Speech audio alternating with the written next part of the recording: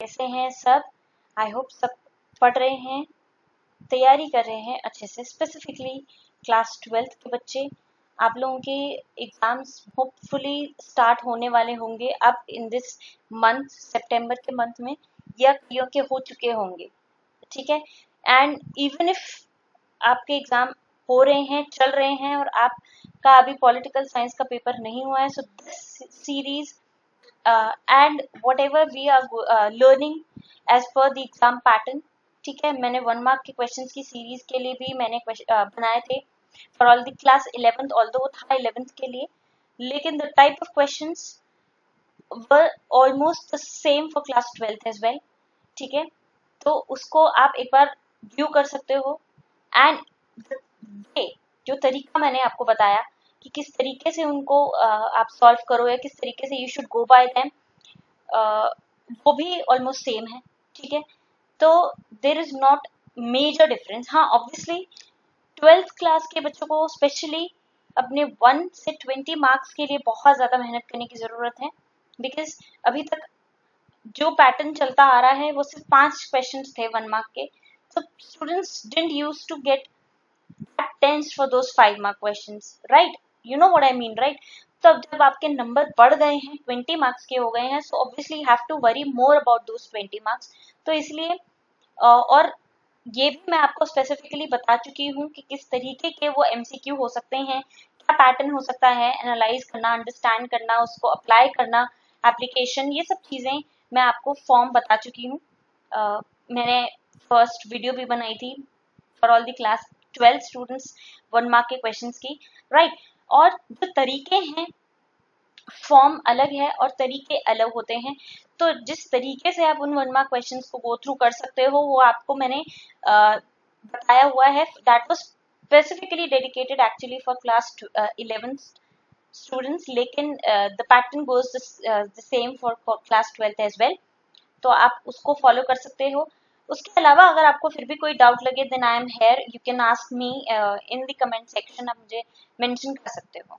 As of now, क्योंकि आपको जानते हो that we have started a series for all the class 12 students, 5 mark series, 5 marks के जो क्वेश्चन हैं उनकी सीरीज, बिकॉज ये क्वेश्चन जो हैं वो स्पेसिफिकली बहुत ज़्यादा ज़रूरी हैं, and going by how much scoring they are, इन वर्क करना बहुत ज़रूरी है। ऐसा नहीं कहूँगी कि सिर्फ 1 मार्क पे या 5 मार्क पे ही वर्क करते रहो, ऑब्वियसली नहीं। आपके 2 मार्क के क्वेश्चंस भी हैं, 4 मार्क के क्वेश्चंस भी हैं, 5 मार्क्स के भी हैं और 6 मार्क्स के भी हैं, राइट। इसके अलावा अगर हम बात करें 1 और 5 मार्क्स के क्वेश्चंस की, तो 2, 4 और 6 मार्क के क्वेश्चंस भी हैं। वो आपका थ्योरी बेस्ड है, वो आपका कंटेंट बेस्ड है, राइट। उस पर वर्क करना भी बहुत ज़रूरी है, उतना ही ज़रूरी है जितना आप इन पर करोगे। लेकिन these specific questions are the ones जो अगर आपके करेक्ट हैं तो वो 5 मार्क या 1 मार्क्स आपसे कोई नहीं ले सकता, so you need to work on them, like these are the ones। उसमें तो फिर भी मार्क्स कटने की कुछ स्कोर होता है, लेकिन यहाँ पे अगर वो करेक्टली कर दिए जाएं तो वो मार्क्स आपको आपके कटेंगे नहीं, right. That you know what I mean, right. इस तरीके से इसीलिए I have been stressing on this fact, and specifically इसीलिए मैंने क्लास 12th के लिए एक 5 मार्क की सीरीज बिगिन करी है, जिसमें हम बिगिन करने वाले हैं for all the picture based questions, जिसमें मैं आपकी सेकंड बुक से बिगिन कर रही हूँ। ऑल द फर्स्ट बुक के क्वेश्चंस, जो फर्स्ट बुक के जो आपके कंटेम्प्रेरी वर्ल्ड पॉलिटिक्स वाले जो पिक्चर क्वेश्चंस हैं, they are even more important, उनको भी मैं लेकर आऊंगी, लेकिन I will begin with this because these are much more easier for you to understand, क्योंकि उसमें ज्यादा दिमाग लगाने की जरूरत है। तो एक बार इनको गो थ्रू कर लेते हैं, then we'll come to that, right. तो उस पर मैं पूरा स्पेसिफिकली आपको प्रॉपर तरीके से समझाऊंगी। देखो, टू बिगिन में मैंने आपको पहले भी बताया था that you have to look at any picture, चाहे वो अब आप ये नहीं कह सकते जब आप बुक रीड कर रहे हो अपनी, तो कि सिर्फ क्वेश्चन पिक्चर बेस्ड बोला था तो हमें तो सिर्फ इस तरह का क्वेश्चन लगेगा, या जैसे मैं आपको दिखाती हूँ यहाँ पे कि आप कहो कि मैम हमें तो पिक्चर बेस्ड क्वेश्चन बोला गया था, हम तो सिर्फ इसी को पिक्चर समझेंगे। ऐसा नहीं है, सिर्फ ये जो मैं आपको पिक्चर दिखा रही हूँ ऐसा नहीं है। ये पिक्चर बेस्ड क्वेश्चन का मतलब ये नहीं है कि आपको सिर्फ पिक्चर ही दिखाई जाएगी प्रॉपरली, ठीक है। Picture based questions are also your these types of questions. कोई न्यूज़पेपर क्लिपिंग है, ठीक है, कोई न्यूज़पेपर की क्लिप्स हैं, कोई न्यूज़पेपर की पिक्चर है, that is also a picture based question, तो आप उसको भी करोगे, right. What I told you, पहले भी मैं आपको क्या बता चुकी हूँ, वो ये बता चुकी हूँ कि किस तरीके से आपको एक पिक्चर को इस तरीके से देखना है कि ये हमें कुछ बता रहा है, राइट। एंड जरूरी नहीं है बिकॉज आप 12th में हो, एंड जरूरी नहीं है कि ये पिक्चर बेस्ड जो क्वेश्चंस आएंगे उसका आंसर आपको कहीं ना कहीं पिक्चर में ही मिल जाएगा। No, you will have to think, right. And thinking का मतलब क्या है, यू हैव टू थिंक कि आपने पूरे चैप्टर में क्या पढ़ा है, पूरा चैप्टर किस थीम से रिलेटेड है, पूरा चैप्टर किस कॉन्सेप्ट पर है। जैसे हम फर्स्ट चैप्टर को देख सकते हैं, that is challenges of nation building. इसमें तो हम जानते हैं दैट पोस्ट इंडिपेंडेंस, जब इंडिया का इंडिपेंडेंस हुआ तो किस तरीके से इंडिया को चैलेंजेस फेस करने पड़े एज अ रिजल्ट। पहले तो पार्टीशन हुआ, उसके बाद एक बहुत ही वायलेंट से रिलेटेड, जैसे यहाँ आप देख सकते हो कि यहाँ लिखा हुआ है end of 200 year old British rule in India. तो ऑब्वियसली ये हेडिंग ही आपको बता रही है कि what is this all about, right. And 2 dominions created, तो 2 कौन से डोमिनियंस हैं, ऐसा देखो 5 मार्क के क्वेश्चन हैं तो आपको बाइफरकेट करना आना चाहिए। एक पिक्चर बेस्ड क्वेश्चन दिया हुआ है तो 5 मार्क का क्वेश्चन है वो, तो आपके 3 पिक्चर से बेस्ड क्वेश्चन जो है वो 3 हो सकते हैं, 1 2 2 हो सकते हैं, ठीक है, या 1 1 2 2 हो सकता है, ये इस तरीके से आपका डिवीजन हो सकता है, या 3 और 2 हो सकता है। तो जरूरी नहीं है that you will have only 3 questions या 2 क्वेश्चंस, वो डिवीजन हो सकता है। तो आपको ये चीज ध्यान में रखनी है, ठीक है। जैसे अगर मैं आपको यहाँ पे बताऊं कि किस तरीके से 1 मार्क का क्वेश्चन, या कह सकते हैं 1 मार्क का क्वेश्चन हो सकता है, तो 2 डोमिनियंस क्रिएटेड कौन कौन से थे, इंडिया और पाकिस्तान, ऑब्वियसली। तो यहाँ पे आपको 1 मार्क का क्वेश्चन ये है उस 5 में से, क्लियर। और एंड ऑफ 200 ईयर ओल्ड, या फिर ऐसा हो सकता है कि what is end of which British rule on how much, या कह सकते हो कि British rule ended in after how many years in India, या इस तरीके से आपको, या कुछ पीरियड आपको दे दिया जाएगा कि कब से कब तक था। तो इस तरीके से आपको 1 मार्क में क्वेश्चन हो सकता है, या 2 मार्क का हो सकता है कि किस तरीके से ब्रिटिश रूल एंड हुआ इंडिया में, right, and what led to the ending of the British rule in India. So ये सारी चीजें आपको पता होनी चाहिए, एज बैकग्राउंड पता होना चाहिए कि हमने एक स्ट्रगल करी थी, नेशनलिज्म स्ट्रगल करी थी, एंड उसके साथ ही हमारे साथ ये इंडिपेंडेंस जब अचीव हुई तो 3 बड़े चैलेंजेस फेस किए। इस तरीके से आपको यहाँ पे पूरे चैप्टर्स को रीड करना है। Now while you are reading, मैंने आपको पहले भी बताया था, अगर आप 11th की वो 1 मार्क के क्वेश्चंस को गो थ्रू करोगे, वो वाली वीडियो देखोगे एक बार, मैं लिंक डिस्क्रिप्शन में दे दूंगी, लेकिन आपको प्लीज एक बार वो देखनी जरूरी है। एंड एक और बार मैं दोबारा रिपीट कर देती हूँ, although I have been saying this quite a long now, कि you have to read your chapters. ऐसा नहीं है कि आप बोलो कि नहीं मैम टाइम नहीं है और हम तो रीड करने जैसे नहीं बचे हैं अब, और we need to just know something important and हम उसी को ही कर लेंगे। नहीं, anything from anywhere, from any part of the book can come. तो आपको अपने आप को उस तरीके से प्रिपेयर करना है।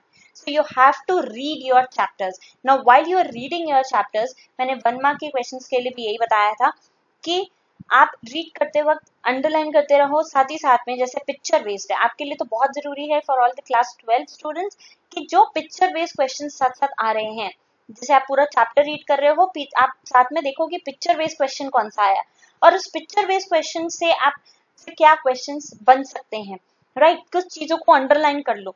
ये डिवीजन याद रखना हमेशा कि 1 2 2 या 3 और 2 का डिवीजन हो सकता है इन योर क्वेश्चंस। तो ऑब्वियसली 3 मार्क के क्वेश्चंस में आपको ज्यादा लिखना है, and that would be even more, ऐसा क्वेश्चन होगा जो अंडरस्टैंडिंग पर बेस्ड होगा आपकी, राइट। जैसे इस तरीके से मैं आपको यहाँ पे एक चीज दिखाती हूँ कि ये वाली जो आपकी पिक्चर है, obviously that is all about the what after partition क्या हुआ, वायलेंस हुए, राइट्स हुआ, राइट्स किस लिए हुए, ये आपको पता होना चाहिए कि what led to these rights. Obviously ये डिपिक्ट कर रहा है कि जो माइनॉरिटी ग्रुप्स थे, they were moving from one place to another. One place का मतलब वो इंडिया से को छोड़ के तो पाकिस्तान जा रहे थे, या पाकिस्तान को छोड़ के इंडिया वापस आ रहे थे, right. They were doing like this.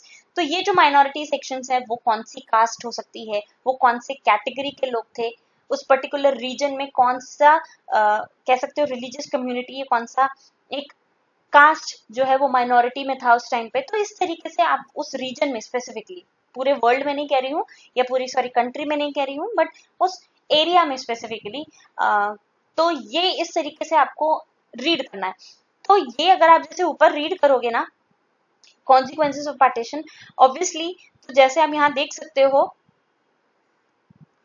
Divisions हुए, और ऑब्वियसली बहुत सारे लोग जो माइनॉरिटीज जो बोथ साइड्स के थे, माइनॉरिटीज कौन से थे, अब आपको रीड करना है कि मुस्लिम्स क्या माइनॉरिटी में थे उस रीजन में स्पेसिफिकली, या हिंदू माइनॉरिटी में थे, या और कोई कैटेगरीज भी थी, सिख थे, जैन थे।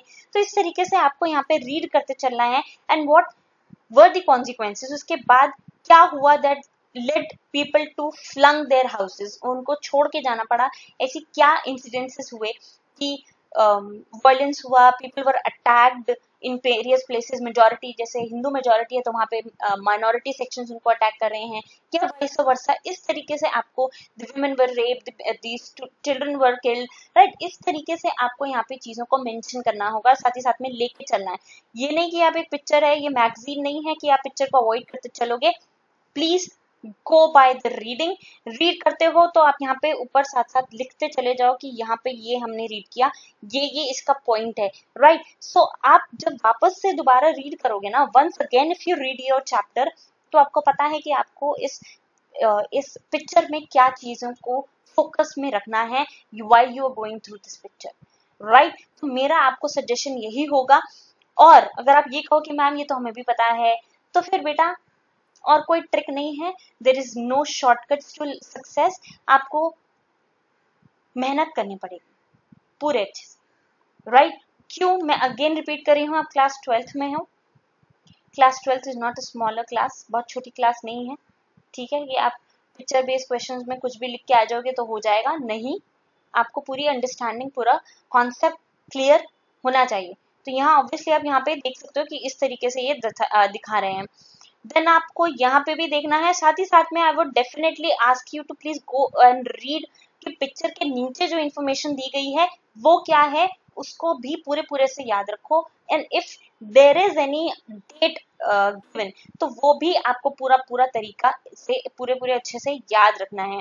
Obviously this is Gandhi ji's emergence, ठीक है, वो बांग्लादेश में है। यहाँ पे आप यहाँ पे ये चीजों को देख सकते हो, ठीक है। तो इस तरीके से आपसे पूछा जा सकता है, ये भी एक क्वेश्चन है जैसे महात्मा गांधी सैक्रिफाइस क्या हुआ, कैसे था, ये सारी चीजों को आपको ध्यान में लेकर चलना है while you are reading this, clear. अब क्वेश्चंस आपके पिक्चर बेस्ड क्वेश्चंस में ये चीजें भी हो सकती हैं कि news of Gandhi ji assassination, आप देख सकते हो कि यहाँ पे असैसिनेशन के बारे में दिया गया है।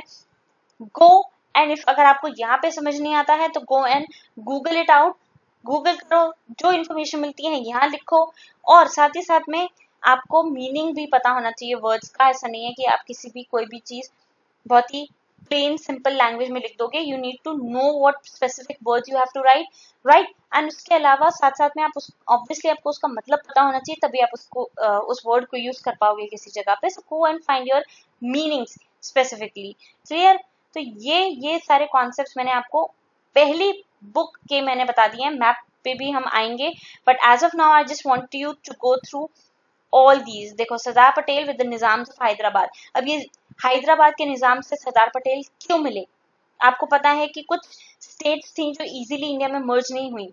obviously these states were not कह सकते हैं they were not convinced to be a part of India, they wanted to remain independent, right। तो सरदार पटेल को एक important task दिया गया था कि इनको आप इंडिया में मर्ज कराएंगे। तो यहाँ पे obviously a question can be what was the role of Sardar Patel, now why was he the only one who was chosen to convince these people, right। तो आपको पता होना चाहिए कि किस तरीके से सरदार पटेल का रोल था, क्या उन्होंने ऐसा कोई इनोवेटिव आइडिया दिया या कोई ट्रिक लगाई या ऐसा कुछ कन्विंस करने की पावर क्या थी उनकी, that at the end of the day Hyderabad and other Mysore and all these states were able to merge in India, right। तो ये सारा कॉन्सेप्ट साथ साथ में आपको यहाँ पे चैलेंजेस अगर हम देखें तो यहाँ आप देख सकते हो कि इस तरीके से यहाँ पे दिया गया है। एंड एक कहीं ना कहीं तो आप देख सकते हो हैदराबाद में भी इंटरनल क्लैशेस थे, people were not happy with the king, right, या the ruler of that state. तो वो भी इंटरनल क्लैशेस का जो फायदा है कह सकते हैं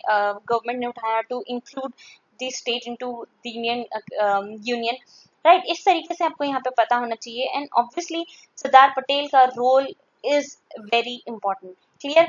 तो ये चीजें आप यहाँ पे लेके चलोगे, क्योंकि ये हैदराबाद से जस्ट ऊपर आपको ये इमेज दी गई है, सो इस इमेज को आपको ध्यान में रखना है। Clear? Now one more thing, obviously यहाँ पे एक चीज इंपॉर्टेंट है, वो ये है कि ये जो मैसूर का या कह सकते हो मणिपुर जैसी जो कंट्रीज हैं या जो स्टेट्स हैं, इनका भी कार्टून देखो यहाँ पे क्या क्या है। This cartoon comments on the relation between the people and the rulers of the princely states. Obviously कुछ जगहों की प्रिंसली स्टेट्स जो थी, वहाँ के रूलर और लोगों के बीच एक कह सकते हो एक तरीके से एक इजी सिचुएशन नहीं थी। It was not a happy go lucky kind of situation. People were not happy in दो स्टेट्स, राइट? एंड साथ ही साथ में यहाँ पे फिर वही सरदार पटेल को देखो, यहाँ पे आप देख सकते हो कि इस रीजन में पूरा सरदार पटेल दिखाए गए हैं। और ये भी साथ ही साथ में आपको ये भी ध्यान में रखना है कि ये किसने बनाई थी और कहाँ आई थी। तो ये चीजों को भी आपको साथ में लेके चलना है कि ये किस तरीके से उन्होंने उन प्रॉब्लम्स का उन सिचुएशंस का, उन प्रॉब्लम्स का सोल्यूशन दिया, और at the end of the day these states merge, right? So basically what I'm trying to say is clear your concepts while you're going through your book, you're reading your books, आप chapters read कर रहे हो thoroughly, तो आप उन pictures पर उतना ही focus रखो कि अच्छा ये सरदार पटेल हैं, यहाँ पे ये दिखाया जा रहा है कि इस ये जो स्पेसिफिकली यहाँ पे ये देख सकते हो कि मणिपुर के राजा या जो भी किंग हैं, उनके लिए स्पेसिफिकली यहाँ पे दिया जा रहा है, उनकी प्रॉब्लम्स को सॉल्व किया जा रहा है। इंटरनल क्लैशेस भी थे, आपको मैंने पहले भी बताया। तो इस तरीके से आपको यहाँ क्लियर करते हुए चलना है अपने कॉन्सेप्ट्स को, ठीक है? While you reading, make sure कि आप पिक्चर क्वेश्चंस के साथ साथ अपनी छोटी छोटी चाहे एब्रीविएशंस में ही सही या छोटे छोटे फॉर्म में ही सही, आप लिख लो कि क्या क्या कॉन्सेप्ट है और किस चीज से रिगार्डिंग है वो, right? Who is who and what happened, what when who where, ये सारे डब्ल्यूज जो हैं, WH, ये सब पता होना चाहिए आपको। क्लियर? तो यहाँ तक मैं आपको समझा चुकी हूँ एंड आई होप यहाँ पे दैट्स ऑल, ठीक है? ये और एक और चीज है यहाँ पे, मैं आपको ये भी बता दूं, the struggle for survival captures contemporary impression of the demand for the linguistic states. तो ये जो लिंग्विस्टिक स्टेट्स है, बेसिकली आप देख सकते हो कि कुछ स्टेट्स जो थी वो चाहते थे कि हमारा डिविजन जो हो, क्योंकि सब एक थे पहले तो, राइट? सो कुछ स्टेट्स जो थे वो चाहते थे जो हमारा डिविजन होना है, या इंडिया का जो उस टाइम पे डिविजन हो रहा था, it was on their linguistic grounds, मतलब लैंग्वेज के बेसिस पे हो रहा था obviously. So the task for Jawaharlal Nehru and Sardar Patel, लोग अपने अपने व्यूज के साथ, जैसे अगर आप इस फोटो में, इस पिक्चर में देखते हो, तो he is specifically he is being, कह सकते हैं उनको घेर लिया है सारे ही स्टेट्स के रिप्रेजेंटेटिव्स ने, या कह सकते हैं सारी स्टेट्स ने, कि हमें हमारी लैंग्वेज के बेसिस पे रिप्रेजेंटेशन चाहिए इन द कंट्री। हम अपनी लिंग्विस्टिक लैंग्वेज को खो नहीं सकते हैं। We cannot we cannot merge it with something else, right? We need to have that sense to our language and linguistic skills. तो ये भी आपको समझ में आना चाहिए। किस तरीके से Sardar Patel facing all these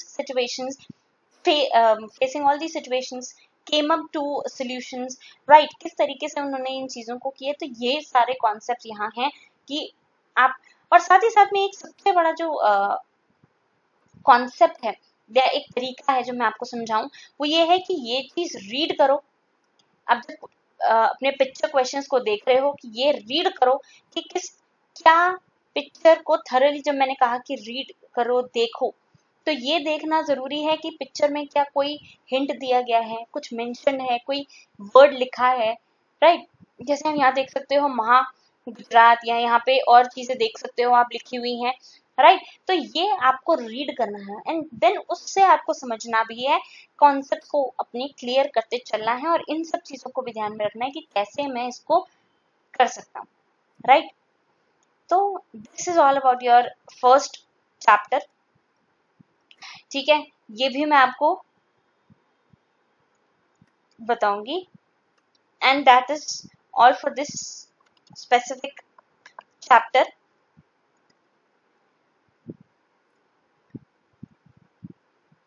I hope यहाँ तक आपको समझ में आ गया होगा what I have been trying to tell you all, ठीक है? कि किस तरीके से आपको ये लेके चलना है।